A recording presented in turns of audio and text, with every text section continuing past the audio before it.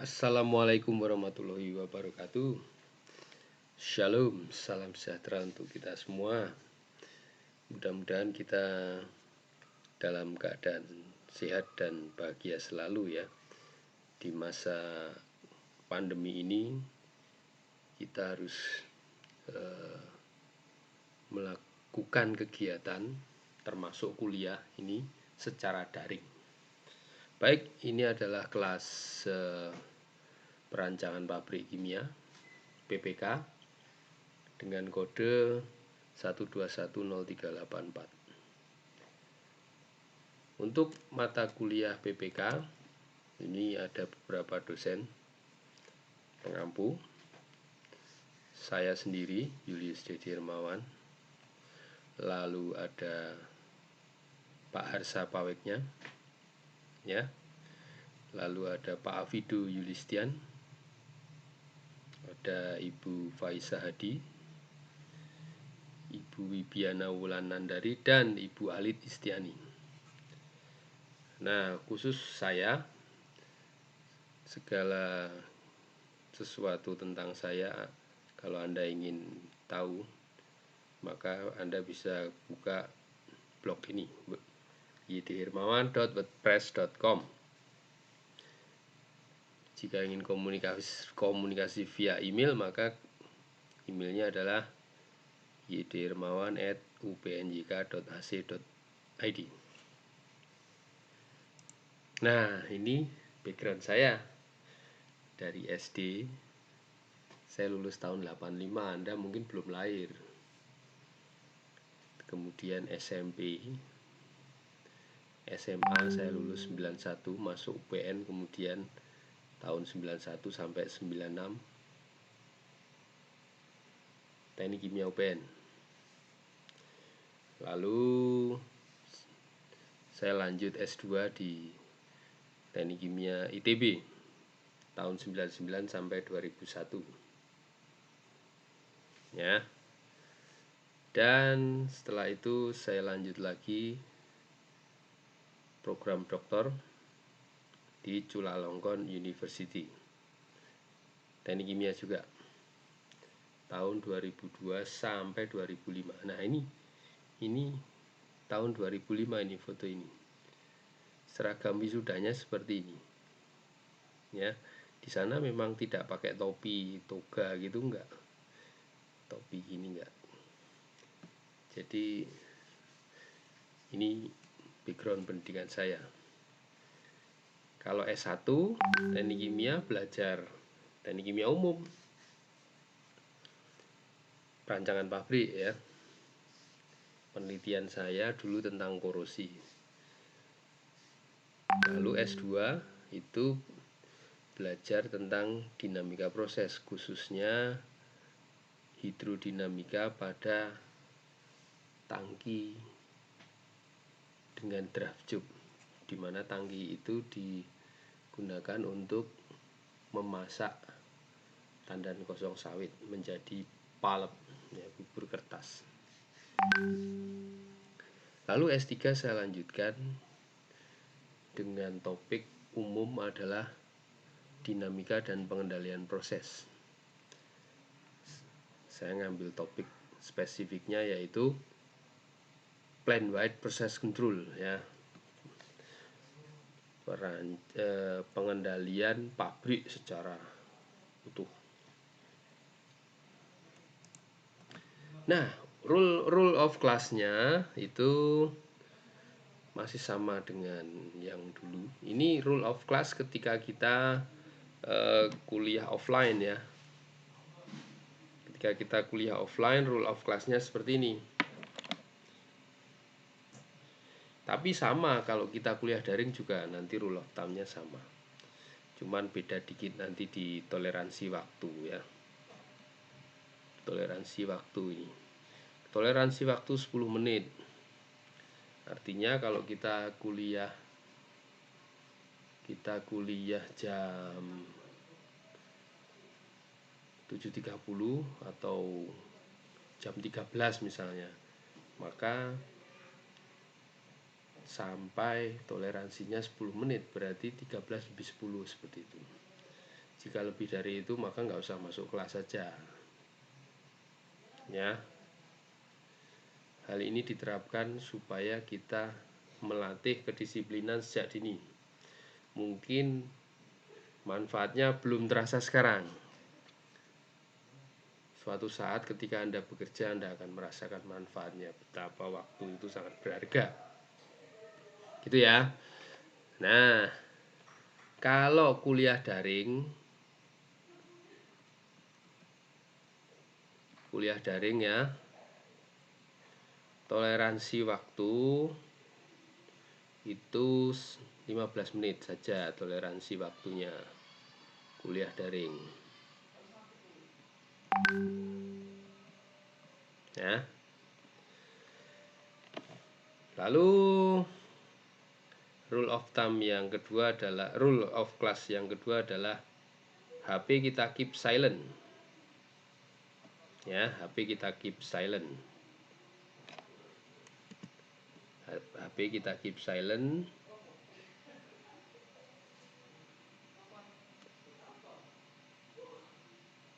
Nah, kita keep silent supaya nggak berisik. Ya, kalau ada emergency call atau darurat gitu, ada telepon yang darurat, Anda boleh jawab keluar kelas. Tapi kalau hanya sekedar chatting kencan sama Yayang gitu, sabarlah, kuliah kita hanya sekali kuliah ini 2 SKS 100 menit, hanya 100 menit, sabar ya. Nah, kembali ke rule pertama ini, ketika saya pun datang terlambat lebih dari 10 menit tanpa keterangan, Anda boleh meninggalkan kelas. Tetapi ketika saya terlambat namun memberikan penjelasan kepada ketua kelas, tolong ditunggu saya kehadiran saya karena saya sedang rapat misalnya, atau ada kegiatan lain, saya sedang di kampus Babarsari misalnya, tolong ditunggu. Nah, Anda tunggu ya. Tapi kalau nggak ada kabar, boleh tinggalkan kelas. Nah, sekarang kuliah kita kan daring. Nah, pasti malah justru ada terus karena sudah terprogram. Saya biasanya membuat video kuliah lalu saya upload. Anda wajib mengisi daftar hadir dengan toleransi waktu 15 menit daftar hadir. Kalau sudah lebih dari itu maka Anda nggak punya kesempatan untuk ngisi daftar hadir. Daftar hadir di sini ada presensi, ada late, ada terlambat, itu ada nilainya. Ya, ada nilainya. Usahakan jangan terlambat. HP keep silent sudah. Nah, sekarang kostum atau seragam. Walaupun Anda di rumah ya tetap berpakaian yang rapi, jangan cuman kausan oblong ya. Senin Selasa ini. Senin Selasa tas putih, bawah hitam. Ini aturan universitas ya. SK rektornya masih ada dan masih berlaku. Atas putih, bawah hitam. Tidak hanya untuk mahasiswa, dosen pun juga. Setiap Senin Selasa itu atas putih, bawah hitam. Ya. Nah, sekarang atas putih, bawah hitam. Mudah-mudahan kita bisa. Nanti kalau Zoom kelihatan, Anda kan ada videonya itu. Walaupun di rumah ya usahakan disiplin. Lalu Rebu Kemis ini bebas, baju berkerah tapi ya, berkerah. Anda biasakan tampil rapi karena Anda itu adalah seorang kandidat engineer. Anda itu calon engineer, nggak main-main. Engineer nanti kalau sudah lulus Anda engineer, kerja di pabrik langsung supervisor engineer ya. Lalu Jumat kita pakai seragam batik, melestarikan budaya bangsa. Nah, Jumat Batik. Saya pikir ini rule yang sudah biasa kita laksanakan. Cuman sekarang bedanya kita adalah daring, ya. Toleransi waktunya kita buat 15 menit. Untuk kostum masih sama, headphone juga sama, keep silent. Gitu ya. Nah, lalu penilaian. Nilai terdiri dari komponen-komponen tugas, ujian tengah semester, dan ujian akhir semester. Ini kira-kira komposisinya 30, dan 40%. Nah, rentang nilainya A, B+, B, C+, C sampai E. Tentu saja Anda ingin meraih yang di sini kan ya. Maka raihlah minimal 81. Ya, 81. Anda harus rajin membuat tugas, mengumpulkan tugas tepat waktu. Ya, belajar supaya UTS dan UAS-nya itu bagus. Sehingga kalau Anda minimal dapat 81, maka Anda akan meraih nilai ini. Ya. Nah, kuliah kita itu ada 11 pokok bahasan ini, ya. Bab pertama itu deskripsi, ini pendahuluan deskripsi tentang kuliah. Lalu dilanjutkan dengan konsep dasar perancangan proses. Lalu dilanjutkan lagi dengan pemilihan reaktor dan kondisi operasinya. Lalu yang keempat, fundamental dari separasi atau pemisahan, ya. Dasar dari pemisahan komponen. Nanti ada pemisahan berdasarkan fase cair-cair, ada cair gas, gas-gas, solid-solid, ya, solid liquid, dan solid gas. Nomor 5.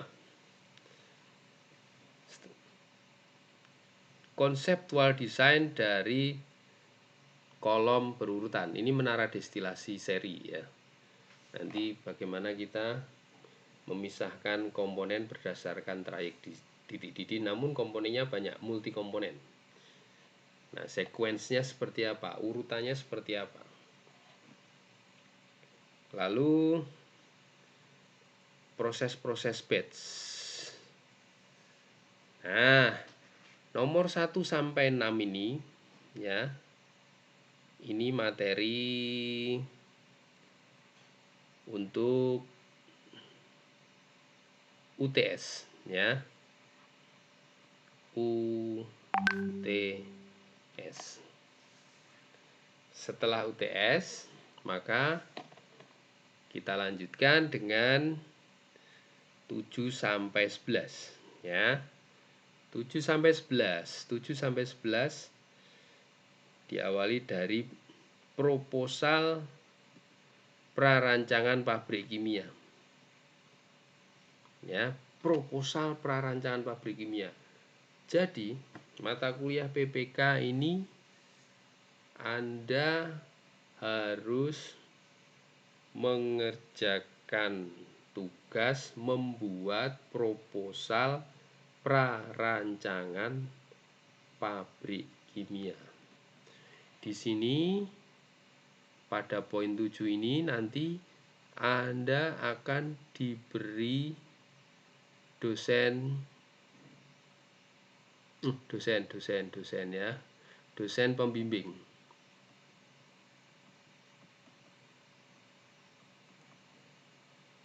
Dan di sini Anda juga dapat partner kerja. Biasanya satu judul itu dikerjakan oleh 2 orang. Ya. Di plot dosen pembimbing ada pembimbing 1 dan pembimbing 2. Nah, maka mulailah mengerjakan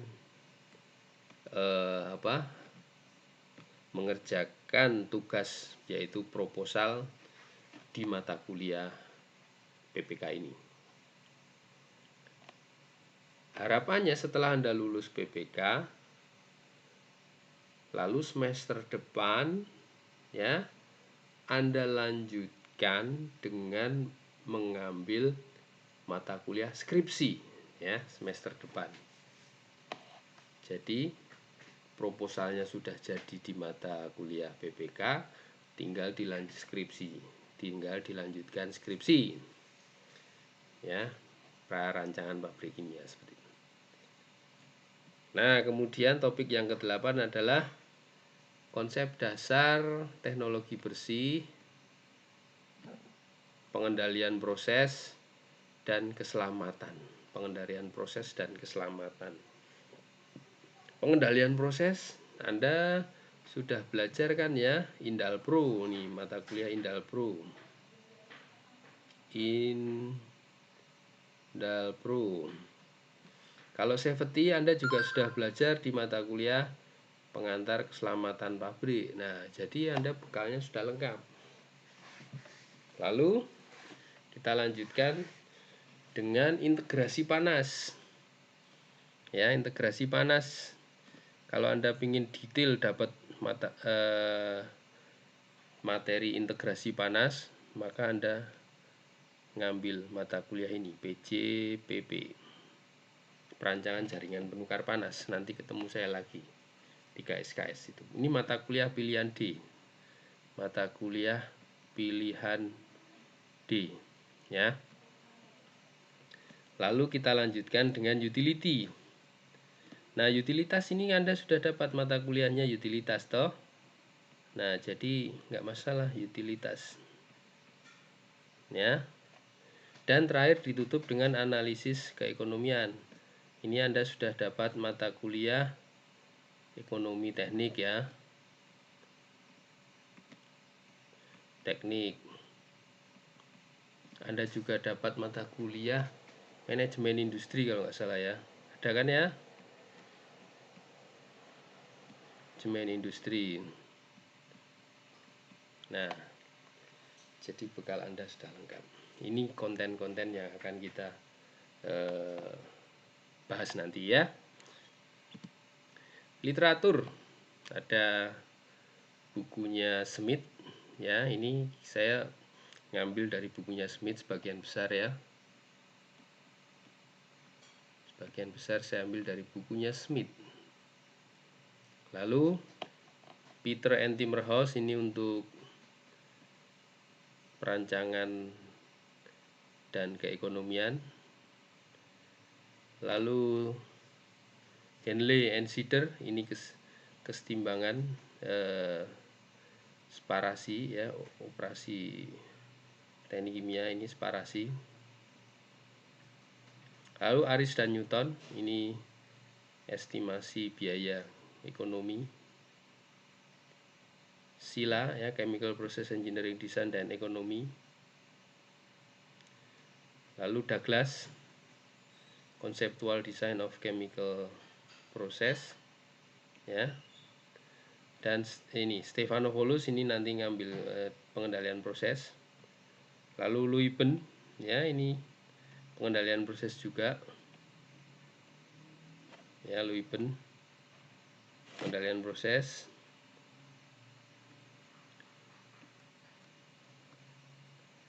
Dan yang terakhir nih baru nih, kalau nanti kita melakukan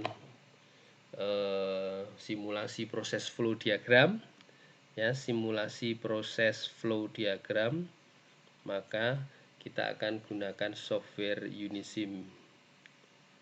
Ini softwarenya ini Unisim.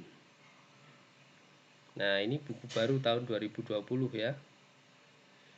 diterbitkan oleh Pohon Cahaya. Ini saya tulis tahun 2020. Terbit Januari atau Februari yang lalu ya. Anda bisa pesan buku ini ya, nanti bisa dikoordinir. Jika Anda ingin buku ini, maka nanti bisa dikoordinir oleh ketua kelas ya. Nanti Anda hanya mengganti biaya cetak saja, tidak ada biaya komersial lainnya, gitu ya. Nah,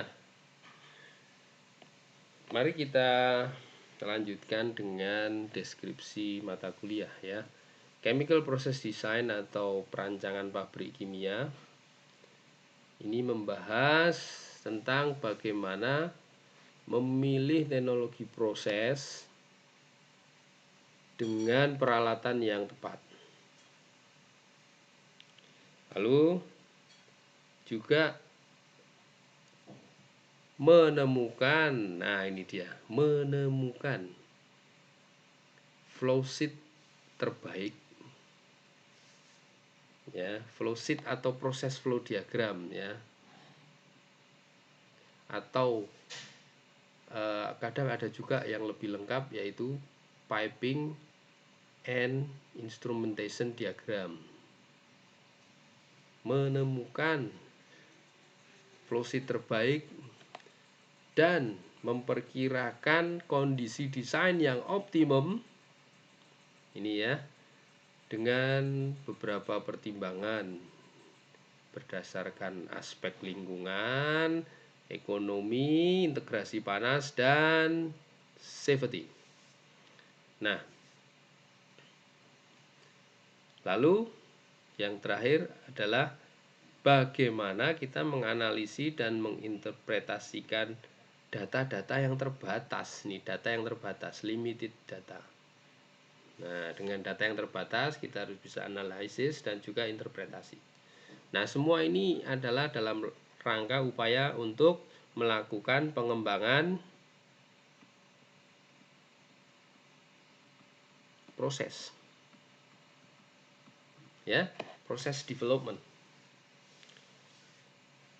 Pengembangan proses. Ya, mengembangkan proses, misalkan kita sudah punya produk existing itu yang sudah ada.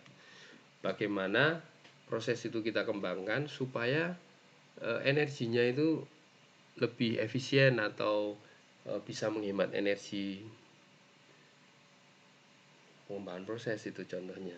Kita bisa menghasilkan produk dengan biaya yang murah, dengan memanfaatkan energi yang ada. Energi dari proses itu misalkan, nah berarti integrasi panas dan seterusnya. Nah, lalu produk daripada mata kuliah ini ya, produk daripada mata kuliah ini perancangan pabrik kimia adalah proposal. Nah, ini dia. Proposal daripada prarancangan pabrik kimia. Ini adalah prarancangan pabrik kimia, itu adalah tugas akhir dari mahasiswa teknik kimia. Maka Anda harus fokus ya, fokus dalam mata kuliah PPK ini, karena setelah pada saat PPK Anda harus membuat proposal. Setelah itu proposalnya Anda gunakan untuk skripsi, yaitu prarancangan pabrik kimia. Gitu ya, paham ya? Nah, mari kita lihat definisi atau filosofi sistem proses. Ini sistem proses ya. Sistem proses itu digunakan untuk mengolah raw material menjadi produk utama maupun produk samping atau bahkan limbah. Jadi sistem proses digunakan untuk mengolah, memproses bahan baku menjadi produk utama, byproduct maupun limbah. Tapi tentu saja kita menginginkan adalah produk utama ini sebesar-besarnya agar didapatkan keekonomian yang bagus ya. Dan tentu saja waste-nya sekecil-kecilnya gitu kan ya.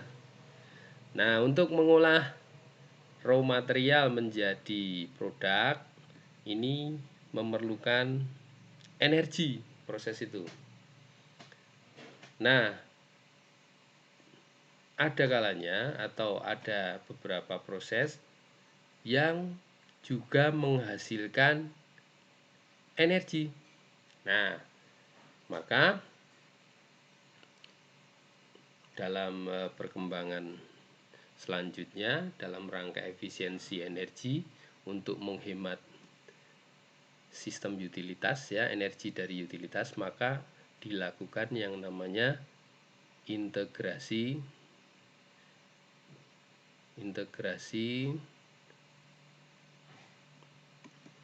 panas.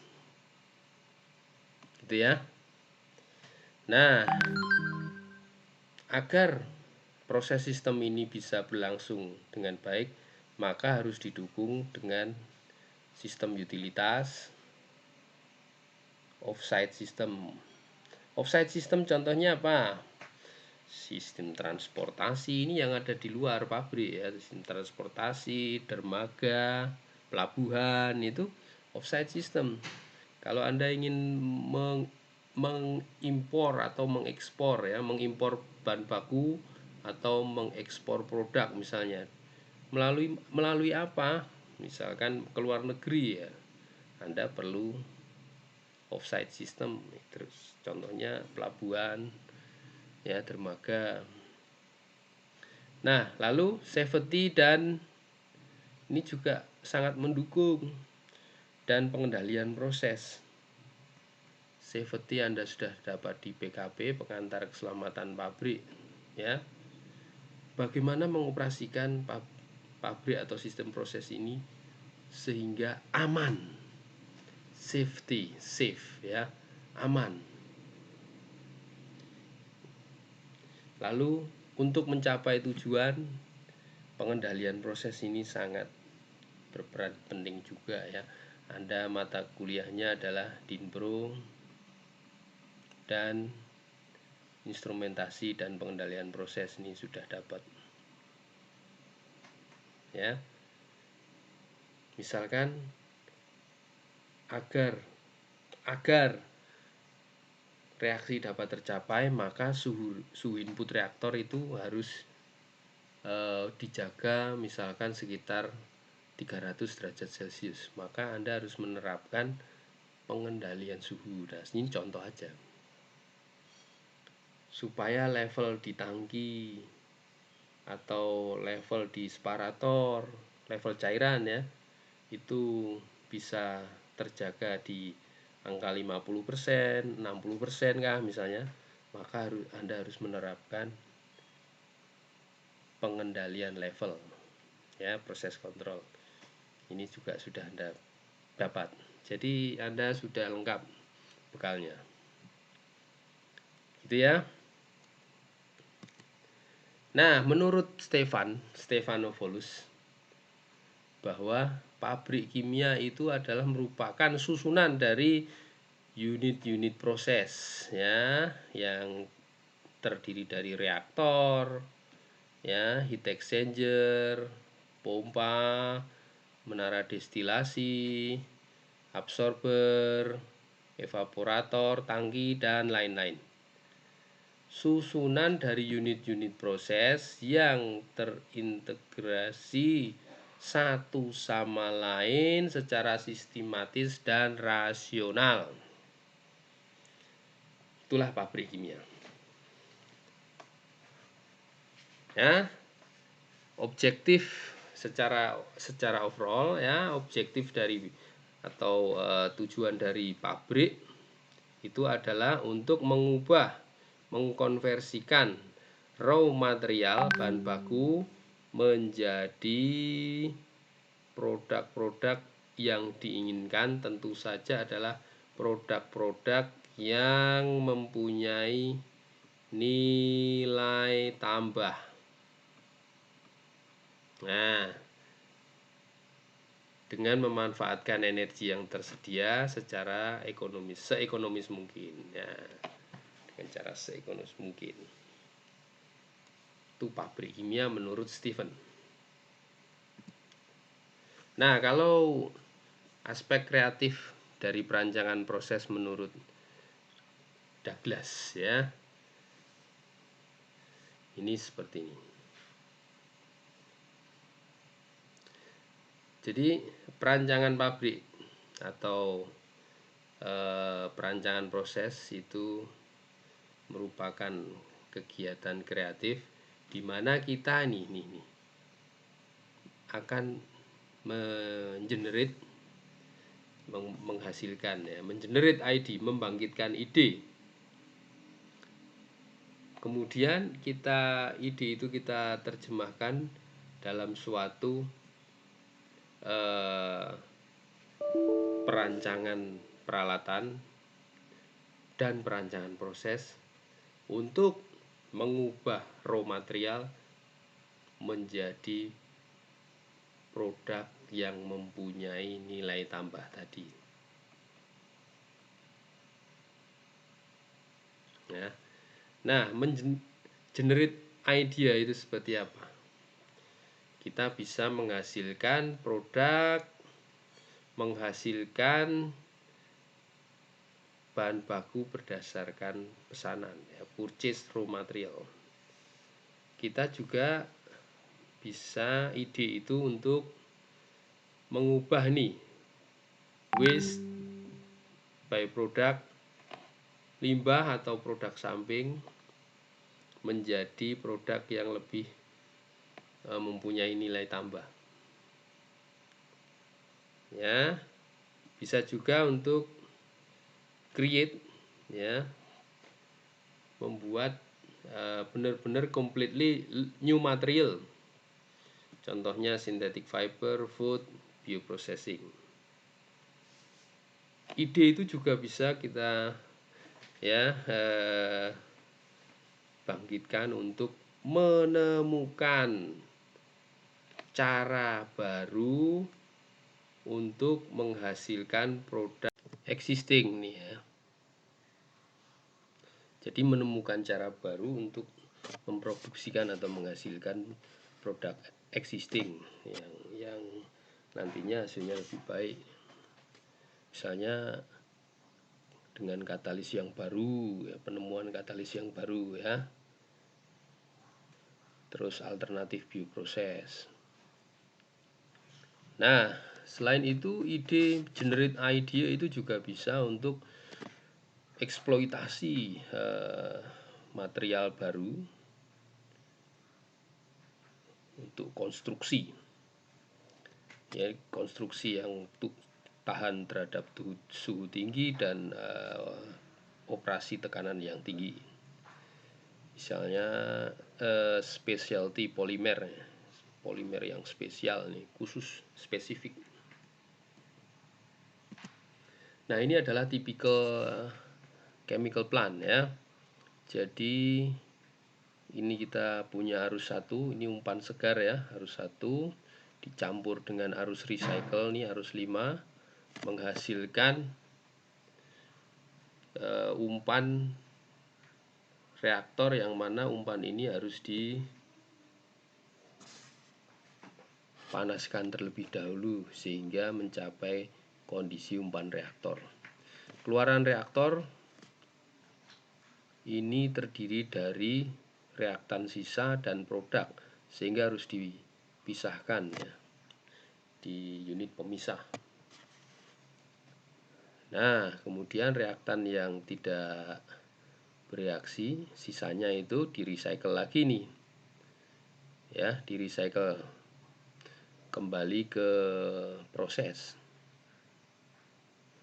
Nah, sedangkan produknya ini didapatkan dari bottom unit separasi. Ini tipikal chemical plant. Nah, typical chemical plant yang lain ini melibatkan atau dengan integrasi energi. Ya, integrasi energinya di sini nih. Jadi umpan reaktor ini dioperasikan pada suhu umpan yang cukup tinggi, dan ini eksotermis sehingga keluaran reaktor ini suhunya masih tinggi dan digunakan untuk memanaskan umpan. Ya. Nah, ini kita punya mata kuliah Heat Exchanger Network Design, ya. Heat Exchanger Network. Nah, jadi setelah produk reaktor ini masuk ke heat exchanger, ini suhunya turun, ya. Lalu diumpankan ke unit separasi. Nah, ini tipikal integrasi energi yang kompleks. Proses hidrodealkilasi toluen. Reaksi hidrogen dan toluen menjadi benzen. Produk sampingnya adalah metan, ya, dan difenil. Nah, kalau kita lihat diagram ini, produk reaktor ini suhunya masih cukup tinggi, ya. Suhunya masih cukup tinggi sehingga digunakan untuk memanaskan umpan ini, sampai digunakan juga untuk pemanas di reboiler 3, ya. Kemudian kembali ke exchanger 2, turun sampai reboiler 1, ya, masuk ke reboiler 2. Coba lihat Anda nih, ya, kembali ke heat exchanger 1 sampai akhirnya ke utilitas, cooler utilitas. Nah, seperti itu. Ini integrasi panas yang cukup kompleks, dikemukakan oleh Terrill tahun 87, ya. Mungkin Anda belum lahir, ya. Nah, kajiannya Terrill ini steady. Nah, lalu tahun 2005 saya ambil topik plant wide process control. Saya ambil proses flow diagramnya milik Terrill ini. Tapi kajian saya adalah dynamic. Nah, seperti ini. Tahun 2005, ya. Nah, ini sudah melibatkan pengendalian ini. Ini proses flow diagram yang kompleks, integrasi energi yang kompleks tadi kita buat simulasinya saat itu menggunakan HYSYS. HYSYS, ya. Teknik Kimia UPN punya software namanya Unisim. Dan ini sama dengan HYSYS, ya. Unisim ini punyanya Honeywell, ya. Ini sama dengan HYSYS. Nah, jadi sesuatu yang proses flow diagram yang rumit kita bisa simulasikan dengan simulator, contohnya Unisim atau HYSYS, sehingga kita bisa memprediksi, mengeksplor kelakuan dinamisnya. Kalau umpannya ini umpan. Umpannya diubah-ubah, dinaikkan rate-nya, flow-nya ini dinaikkan. Apa yang terjadi di sini? Tentu akan merembet kemana-mana, ya enggak? Cuman di sini ada kontrol sehingga perambatan gangguan itu bisa dicegah supaya tidak merembet ke mana-mana, seperti itu. Baik, demikian untuk pendahuluan. Terima kasih atas perhatiannya. Assalamualaikum warahmatullahi wabarakatuh.